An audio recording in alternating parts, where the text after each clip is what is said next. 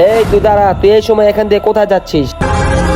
হে আল্লাহ, এটা তো আমার মা দিয়েছে, এটা আমি কিভাবে রক্ষা করব? আমি একটা কাজ করি, এটা আমার টুপির ভিতরে রেখে দিই। এই সময় যাইতেছি আমার বাবার কাছে শহরে। তুই শহরে যাচ্ছিস? এই জুবাইর, ও শহরে যাচ্ছে, নিশ্চয় ওর কাছে সোনা দানা আছে। হ্যাঁ ঠিক বলছেন। এই জুবাইর, এভাবে দাঁড়ায় না থেকে ওকে চেক দিয়ে দেখ ওর কাছে কি কি আছে। ভাই ওর কাছে তো কিছুই নেই, হয়তো ফকির। জুবাইর, ওকে দেখে আমার সুবিধা মনে হচ্ছে না, এর থেকে ভালো চল ওকে আমাদের রাস্তায় নিয়ে যাই। এই বাবা, তুমি সত্য করে বলো তোমার কাছে কি কি আছে? আমার কাছে যা আছে আপনাদেরকে দেখাচ্ছি। এই যে আমার কাছে এটা আছে। আরে জুবাইর, এটা গোল্ডেন কয়েন না? হ্যাঁ ভাই, আপনি ঠিকই বলছেন।